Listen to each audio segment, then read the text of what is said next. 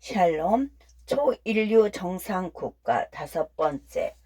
정당에 관한 얘기를 상대적으로 길게 얘기한 배경에는 그만큼 당 대표로서 우리 당의 변화와 혁신의 마음만큼 변화를 끌어오지 못했다는 내 개인적인 아쉬움이 크기 때문이다. 어려운 시국 가운데 제1야당의 투쟁을 이끌어내면서 싸워서 이기는 정당, 역량 있는 대한정당, 그리고 미래를 준비하는 정당 등을 적극적으로 피력했지만 충분한 성과를 내지 못한 것이 못내 아쉽다. 7번째, 선도형 국가로의 회복, K자 양극화를 넘어설 개념 설계의 회복. 문제는 경제야 이 바보야를 역사적 선거구로 내세웠던 클린턴의 발상은 오늘날에도 유효하다. 아니 유효한 정도를 넘어서 생존 전선에 내몰린 벼랑 끝 국민들에게 그 어느 때보다 절절하게 와닿는 내용일 것이다. 코로나19로 인해 대한민국 경제는 사실상 조토화되었다. 정확히 말하면 처음에는 다들 힘들었지만 대한민국 양극화의 대분 기점이 드디어 터져 나오기 시작한 것이다. 인류 역사상 불평등이 없었던 것은 없지만 앞으로 도래할 양극화의 양상이 이전에는 상상도 할 수 없었던 수준으로 엄청나게 벌어질 것으로 보인다. 2020년 상반기 미국 테크 기업들의 매출 변화만 보더라도 답은 확실하게 나온다.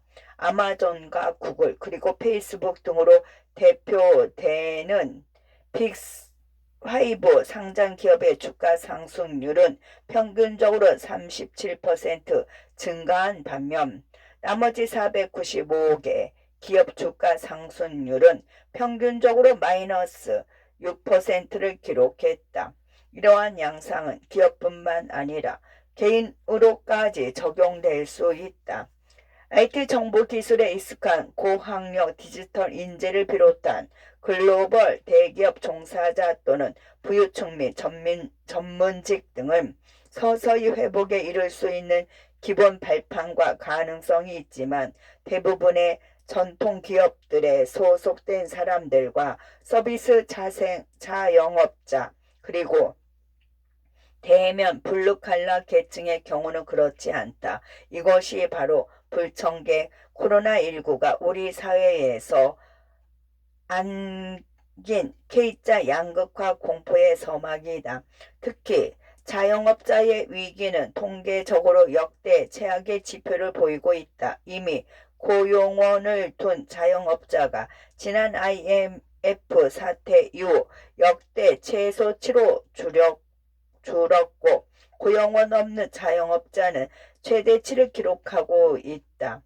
사실상 비용을 감당할 수 없는 자영업자들이 나홀로 또는 사업 자체를 포기하는 형태로 힘겹게 이어나가고 있다는 말이다. 이러한 현상이 우리 사회에 특히 심각한 것은 대한민국이 실제로 자영업 공화국이기 때문이다. 우리나라 자영업자 비율은 평균적으로 25% 내외를 기록하는데 여기에 자영업과 연관된 일반 가족과 이해 관계자까지 종합적으로 감안하면 2천만 명 이상의 국민들이 직간접적인 영향을 받게 되는 것이다. 또한 우리 미래 세대의 생존과 직결되는 아르바이트 대란은 더 암울하다. 코로나19 이후 젊은이들의 일자리 수는 2020년보다 80만 명 가까이 감소했다. 임시직 근로자는 고용계약 기간이 1개월에서 1년 미만, 일용직 근로자는 계약 기간이 1개월 미만인 근로자를 의미하는데 이는 곧 단기 일자리에 대한 의존도가 상대적으로 높은 청년들의 빈곤과 직결된다고 볼 수 있다. 문제는 이렇게 사라진 일자리들이 이전 상태로 되리라는 보장이 전혀 없다는 것이다. 이미 고용 없는 경기 회복은 전 세계적으로 빠르게 진행되고 있다.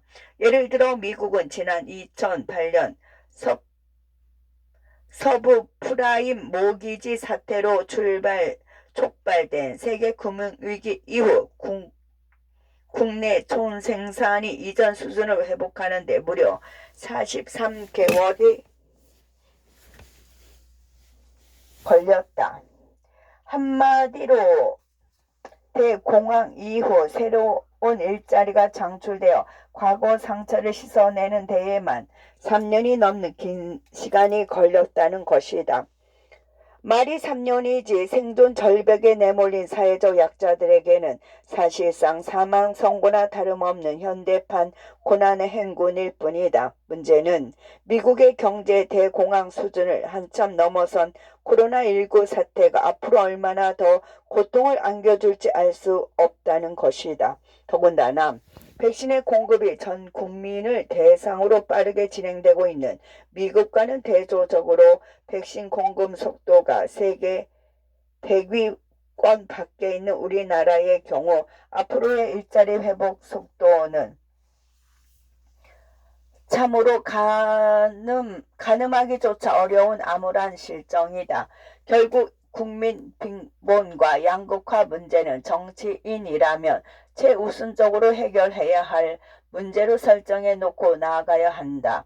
무엇보다 경제는 포용 모델을 지향하지 않고서는 더 이상 우리 사회 내 양극화 문제를 해결할 수 없다.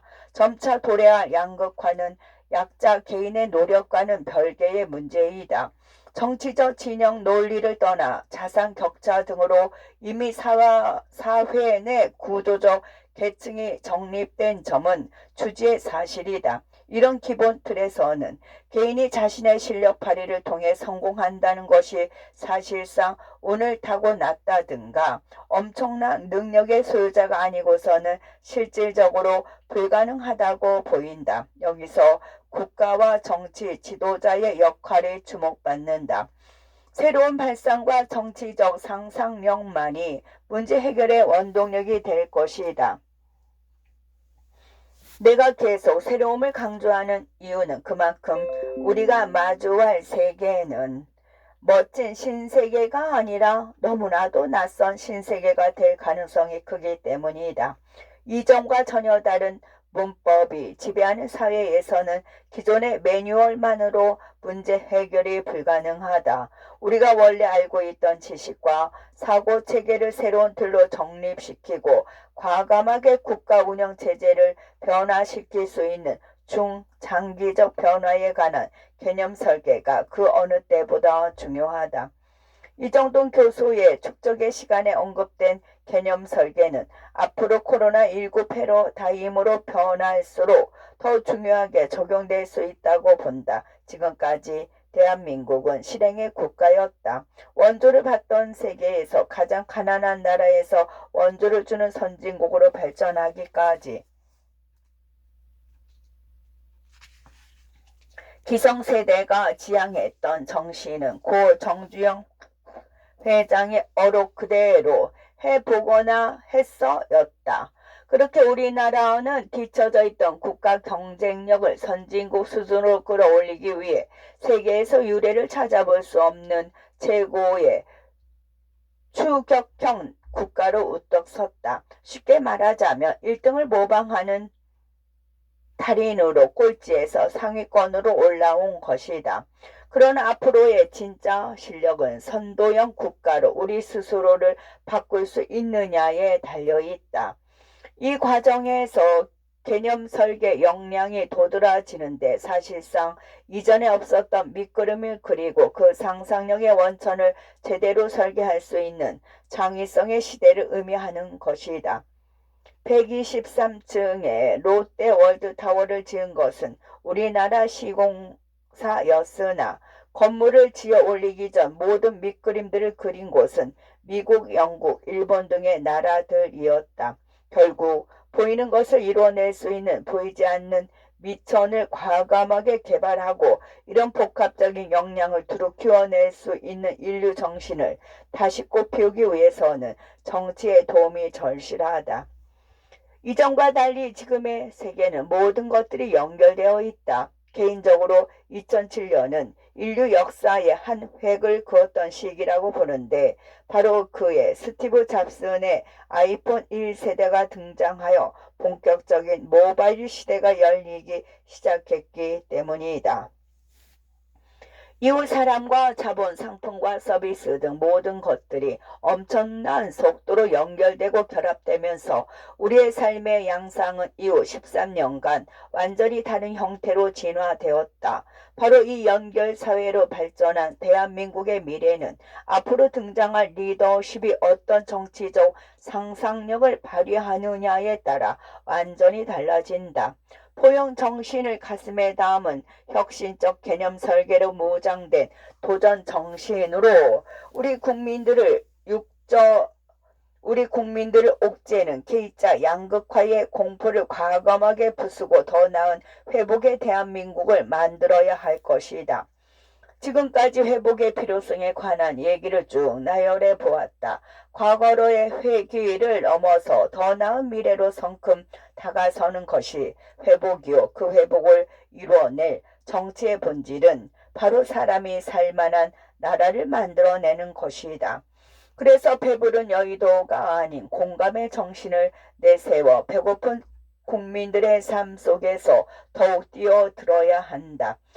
특정 정파가 대한민국을 장악하고 여론을 왜곡시키는 팬덤의 유혹으로부터 벗어나야 하며 정당 역시 혁신을 앞세운 어벤져스 정당으로 거듭나 더욱 넓은 스펙트럼 속에서 국민들의 인정을 받을 수 있도록 부단히 노력해야 한다.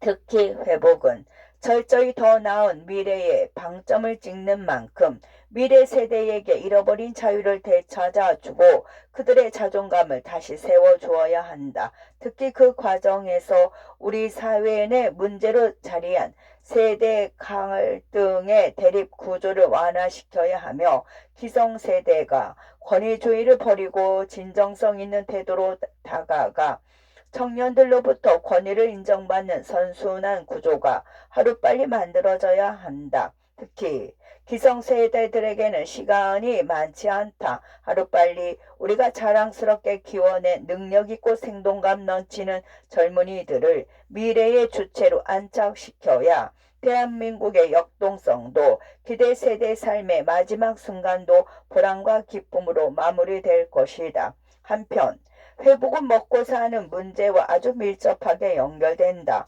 코로나19로 갈수록 힘들어지는 삶의 고난 가운데 더 이상 성장과 분배, 이분법적 논리에 기초한 편향된 답안을 해결책으로 고집해서는 안 된다. 그래서 정치 리더의 상상력은 더욱 중요하다. 단순히 지금의 문제를 해결하는 것을 넘어 10년, 100년 후를 놓고 끊임없이 밑그림을 그려가면서 거시적인 시대 흐름을 상상해야만 국민들의 회복을 가장 훌륭히 이뤄낼 수 있다. 제2장과 제3장은 우리가 무엇으로부터 회복을 지향할 것인지 그리고 포스트 코로나19 시대 위기의 본질은 무엇인지에 대해 말하고자 한다. 제2장 무엇으로부터 회복인가는 우리 사회에서 코로나19 이전부터 문제되어 왔던 특히 과거로부터 누적된 대한민국 정치 리더십의 양심, 책임, 능력의 부재 현상에 대해 논의할 것이다.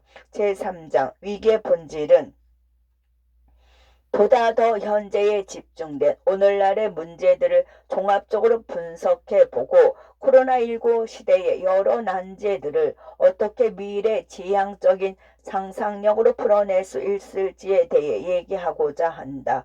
회복의 여정을 향해 이제 본격적으로 포스트 코로나 대한민국의 미래를 함께 상상해보자. 제2장 무엇으로부터의 회복인가? 보통 회복을 말할 때 사람들은 현재에 주목한다. 아무래도 회복이 원래의 상태로 돌아온다는 뜻을 의미하기에 일반적으로는 어떤 문제가 있어서 그런가 보다 하면서 사람들이 받아들이기 때문이다. 물론 코로나19로 상징되는 시대적 고통으로부터 회복되는 것은 중요하지만 이미 대한민국은 그 이전부터 더욱더 근원적인 회복을 필요로 하는 숱한 문제들과 마주해 왔다. 그래서 이번 장에서는 코로나19 시대를 극복하자는 미래형 회복 구상에 앞서 코로나 시대 훨씬 그 이전부터 우리 정치 권력이 잃어버린 기본기에 대해 냉정하게 지적하고자 한다. 여기서 나는 세계적 부재에 주목한다. 양심, 책임, 능력의 부재가 그 핵심이며 국민적 고통과 불행이 이것들로 말미암아 지금의 코로나와 맞물려 더욱 커졌다는 점이다. 이와 관련하여 지난 수년간 이어져 온 살아있는 권력의 발자취를 하나씩 점검해 보고자 한다. 1. 양심의 부재, 무양심. 거짓말로 일관하지 않는 사람이 바보가 되는 정치는 더 이상 우리 사회 내에 존재해서는 안 된다. 그러나 안타깝게도 지난 수년간 대한민국 정치는 양심 상실의 시대에 접어들어 더 이상 진실과의 대면을 두려워하지 않는다. 오히려 마주한 진실을 뭉개고 으깨면서 거짓을 사실로 둔갑시키는 기적의 연금술사가 되어 국민들을 속이고 기만하는 형태가 하나의 정치 사상으로 뿌리내린 것이다. 셀프 정의는 한마디로 한 번도 경험해 보지 못한 기적의 논리이다. 아무리 국민 보기에 잘못되고 비상식적이라 하더라도 물염치의 셀프 정의 논리를 거치는 순간 가짜는 진짜로 둔갑하고 변명은 방어적인 자기 만족 스토리로 변화된다. 가장 대표적인 사례가 바로 지난 4월 7일에 서울과 부산에서 치러진 재보궐선거이다. 선 넘는 성범죄로 대한민국을 상징하는 두 도시에서 헌정사상 초유의 보궐선거가 동시에 치러졌다는 것은 한마디로 국가적 망신이자 서울과 부산 시민들에 대한 국민적 배신이었다. 정치적 진영 논리를 떠나 상식의 잣대로만 이 문제를 바라봐도 지금의 여당이 보였던 일련의 모습들은 셀프 정의를 거친 자기 합리화와 왜곡된 정당화의 연속이었다. 우선 서울의 경우를 살펴보면 고 박원순 서울시장의 성추행 의혹이 명확하게 드러났음에도 서울시 차원에서 5일장이 치러졌다는 것은 있을 수 없는 일이다. 실제로 당시 문재인 정권의 여성부 장관조차 이 부분에 대해서 피해자 입장에서 적절하지 않다고 지적한 바 있다. 그런데 정작 민주당의 기류는 일반 상식과는 정반대의 방향으로 흘러갔다. 민주당 서울시장 주자였던 우상호 의원은 희대의 성범죄 서울시장을 롤모델로 삼겠다는 모델 호소인으로 전락했고 같은 당 젠더폭력 특별대책위원장이었던 남인순 의원은 여성인권 분야의 전문가였음에도 불구하고 고 박원순 성범죄 피해 여성을 피해 호소인으로 취급했다. 심지어는 민주당 부대변인까지 국민의힘 유력 후보들을 겨냥해 생지랄 공약을 내세운 사람들로 표현하면서 자신이 소속된 당의 문제의식은 완전히 망각한 채 스스로의 저급함을 적나라하게 드러냈다. 부산 역시 예외가 아니다. 오거돈 전 부산시장은 2020년 4월 여성 부하 직원을 성폭행한 사실을 인정한 뒤 돌연 시장직을 사퇴했다. 그런데 정작 검찰 조사 후 파헤쳐 보니 피해자는 한 명 더 있었고 그중 한 명은 외상후 스트레스 장애를 호소할 정도였다. 버젓이 업무 시간에 집무실 등에서 부하 직원을 상대로 반복적인 강제추행과 성희롱이 반복되었고, 이는 곧 성인지 감수성은 고사하고 여성의 존엄 자체를 무참히 짓밟는 추악한 인권 침해 행위였다.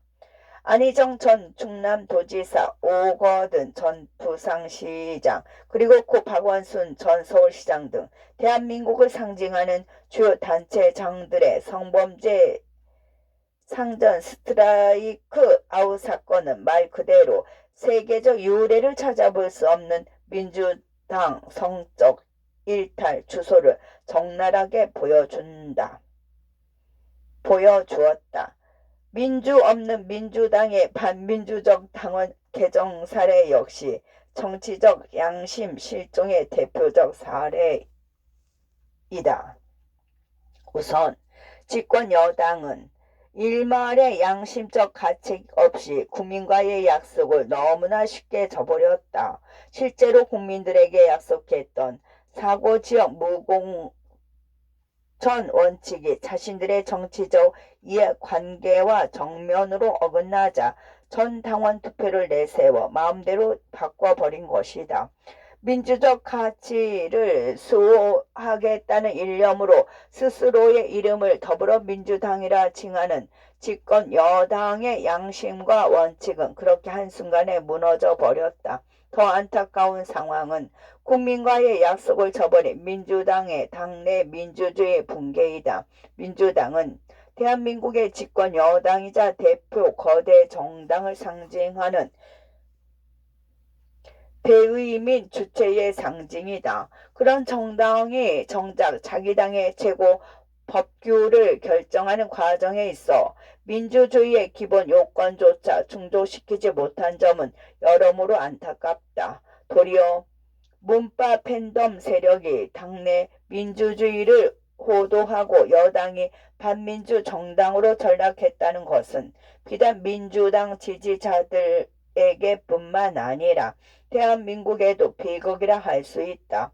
실제로 한 정당이 당원을 바꾼다는 것은 한 국가가 최고법인 헌법을 바꾸는 행위와 같다. 그러기에 당원을 바꾼다는 것은 그만큼 전체 당원의 의사와 심도 있는 토론 등이 절차적으로 엄격히 준수되어야 한다. 그런데 전 당원 투표의 효력 발생 요건을 전체 권리 당원 투표권자 총수의 3분의 1 이상을 요구했음에도 불구하고 당시 전 당원 투표의 최종 투표율은 이에 모자란 4분의 1에 그쳤다는 것이다. 쉽게 말하자면 이번 재보궐선거 공천 원칙을 뒤집는 데 참여한 민주당 권리당원들은 26% 안팎에 불과했다. 74% 권리당원이 참석하지 않은 참여율로 당원을 바꾸는 정당의 민주주의는 더 이상 언급할 가치가 없다. 기본적인 효력조차 의심되는 집권 여당의 전당원 투표 절차가 소수의 과격 문파들로 구성되는 당내 과격 세력에 의해서만 좌지우지 된다는 점은 그만큼 당내 민주주의가 하나의 장식이자 형식에 불과하다는 것을 의미한다. 끝.